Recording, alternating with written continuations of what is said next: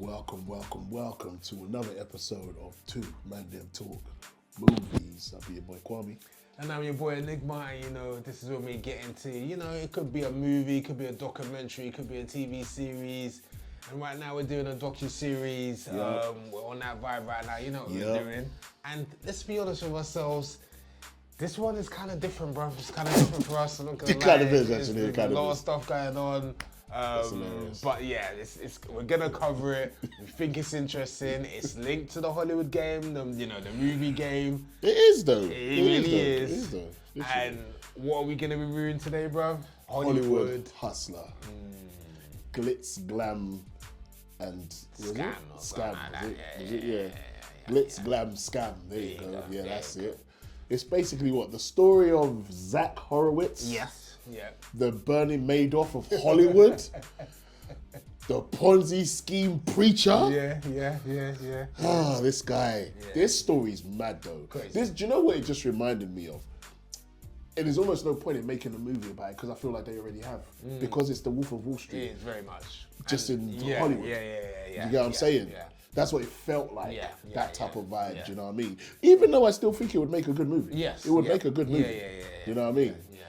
I mean, I know, ironically, the reason why it would make a good movie is because he was actually an actor. A known actor. And a terrible one. And oh God. And really bad. When they showed really some of bad. the stuff. Really bad. Yeah. Like, he had one of those annoying faces. But he's got one of them B-movie sci-fi channel faces. He's got a B-movie, but it's one of them faces that's never going to get past that. Because he would just annoy that everybody. stage. You can't get past that stage. Can't get past that stage. Don't think you're going to blow up. Don't think you're going to become the man. Oh, man. Basic premise as well, people. Look, if you don't know... Wade Robson as well. Yes, he does. Yeah. He does. Yeah, nobody likes him. So. No. Since you lied on Mike. You know what I'm saying? Literally. Weirdo. So you can do that while he was alive, no? Yeah, exactly. Try to Jimmy Savile Mike, yeah? Don't try Jimmy Savile Mike, bro. Jarring. This is Wade Robson, yeah. Shit. But yeah, Zach. So what if you touch your Liberian girl's new bangs? Shut the fuck up, Nicole. That's hilarious. What would you say? That's a Livy. That's hilarious. Cool. But yeah, that's hilarious. That's fucking hilarious. Let me just ask you a straight question. Do you think he was just greedy, or do you think he was a sociopath? I think it was a little bit of both.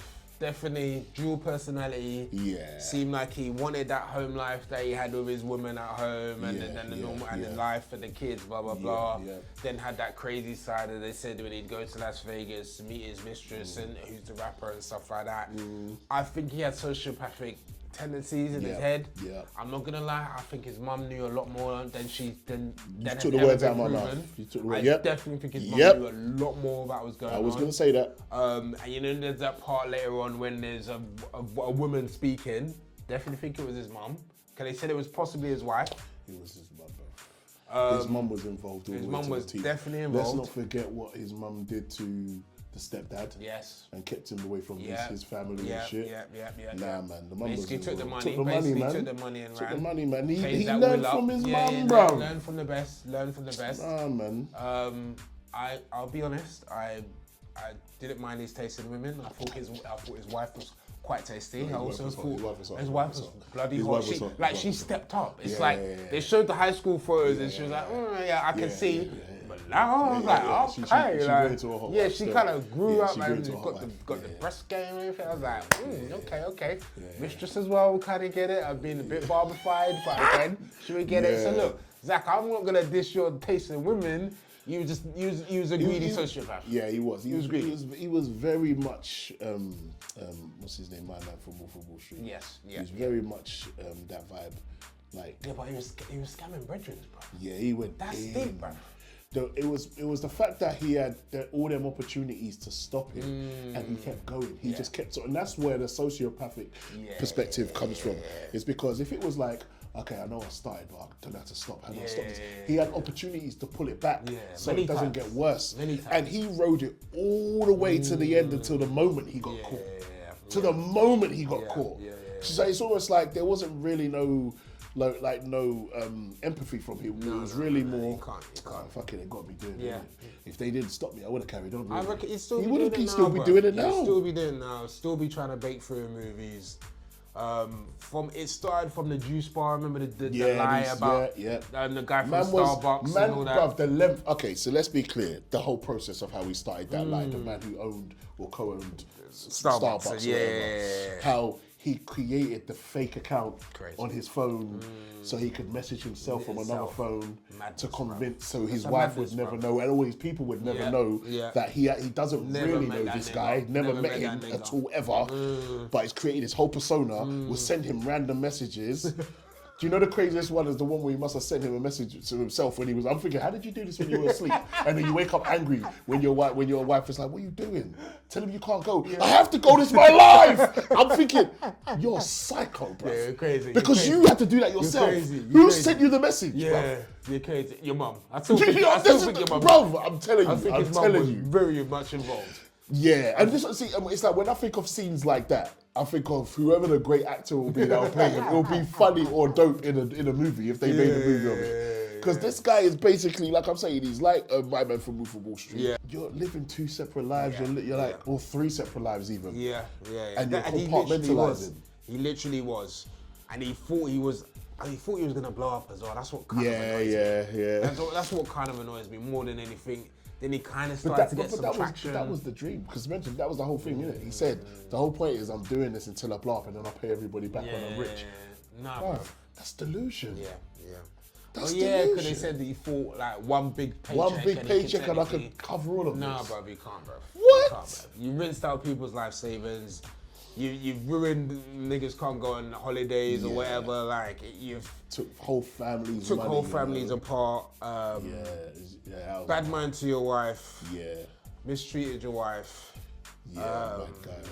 And it just also there was one of his brethren at the end that they're saying they think was involved. I can't remember what his name was. Yeah. But I do think he was involved as well. I think a lot of people. I think so.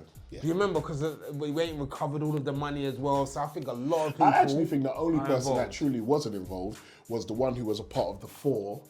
You know, the company that the money didn't went through. He left early because he saw what was coming. He's the only one I actually believe. The rest of them, I don't believe. Because he's telling you literally, I saw what we were doing. I had to breeze out early, so I'm not going to be involved in this shit. This was some unethical shit. Yeah. I said I'm out. Yeah, you're right. Because if he had come out at the same time as them, I'd be like, no, he's one of them. You're right. But because he literally came out early, it's like, I realise what we're doing. This is fucked. I'm not doing this no more.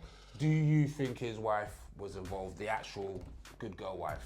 No. You think she was completely like oblivious? Okay, that's a hard one to say, only because I don't ever believe anyone is 100% oblivious. I think people turn a blind eye to what because she was living a lifestyle. Let's keep it real. Yeah, she was living a lifestyle. It's the age-old term, plausible deniability. Yes. Don't tell me, I don't have to admit to anything. I actually don't know, Yeah.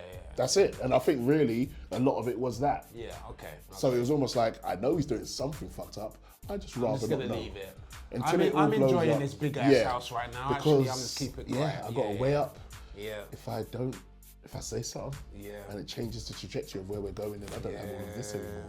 Yeah. And let's be clear, some women are really like that. They really do think of, what they call it. They call it something in court, something of life. Standard of living or standard of life or whatever. Yeah. She doesn't want to change. Mallory was thinking about a standard of living. She was thinking, you know what, actually? No, I don't want to actually go to the grocery store. Fuck that shit. You know what I'm saying? Yeah, I don't know what's going on. I actually don't know what's going on. I don't want to have to work a normal job like everybody else. No, we're not doing that. Yeah, let's ride this till the wheels fall off. Scam artist. But interesting doc. Definitely. She definitely would get it. You look like an actress herself. She actually has the face of an actress. Not gonna lie. I was quite impressed. Zach, good taste. But bad guy. Bruv, what is your score for Hollywood Hustler? I didn't like how it ended. I feel like, yes, they showed us the process and the premise of everything that he did, but I think like we didn't get enough from the aftermath. I feel like they gave up too much on that part of the story. It was more about, and I'm getting that vibe a lot with some of these documentaries, is that the meat of it is good, but the crust gets a bit shitty. Like I need it to tie up. I need it to tie up a little better. Give me a better ending that makes me feel happy that it's finished now. This is what happened. Find out some, I don't know, just something, because sometimes I always feel like the end is always a bit lackluster. This one was a little bit lackluster. I was glad he went down. And I'm saying all that to say I couldn't give it the perfect score, but it was still a good documentary. thoroughly enjoyable. Enjoyed it all the way to the end. So I'll give it a solid 7.5 out of 10. Okay, nice. To be honest with you, I think it definitely starts off well, covers the story well. I didn't like the process as well, ironically, of the last episode of how the trial went down and stuff like that and what happened to him in the end. So I enjoyed it. I actually think it's worth watching. I definitely think it's one of those ones where you could fling it on a Saturday afternoon and before you know you finished it. You kind of get what I'm saying. It's just one of those ones where you think, yeah, one more, and then it's 3 episodes and it's done. So I'm gonna go 7.5 out of 10. I enjoyed it. I'd recommend it to people. It's definitely worth watching. It's definitely worth watching. The story's interesting to know. Yeah, the epitome of white privilege, how a white man who looks a certain way can go into any room and convince other people to give up money. And that's happening right now. As we're speaking, as we're speaking right now, that's happening right now. Someone is scamming someone out of that just because they're a white man and they look a certain way. Literally. And I think this the documentary really encompasses that because he had no talent, he had no real skill, he only had the ability to manipulate people. And it was all because of how he looked and his supposed background, because of his stepfather. Yeah. And the life him and his mum had kind of worked their way into. His crook-ass mum. Literally. I still think his mum is 100%. Yeah. She was fully involved. Okay, well, there's no way no one can tell me his wife wasn't. His mum wasn't involved. Cannot convince me otherwise. Even the way she acted, everything from her own story to his story, the way she acted. So he got away with a lot, even though he went down, he still got away with a lot. Yeah. But like I said, he's the Bernie Madoff. If you know Bernie Madoff's story, the original Ponzi scheme, he is that guy. Yeah, he was literally the Hollywood version. Crazy. Yeah, so that's it. We wrapped. So that was a Hollywood Hustle. Please make sure you like, subscribe, and do all that good stuff. And please, you know, pass it on to your peoples if you like some good reviews or you want some good recommendations or good reviews on everything. I don't know. I can't even say there's nothing we don't really cover anything specific. It's movies, TV shows. You know, whatever. We cover what you like. Yeah, literally. Tell that. Yeah, that's content. We cover what you like. Even though it's Two ManDem Talk Movies, it's Two ManDem Talk. You know, visual content, but it's just a shit title. So we'll keep it as movies. So I've been your boy Kwame. And I've been your boy Enigma, and as always, this has been Two ManDem That Talk Movies. We're out. Visual content. Peace.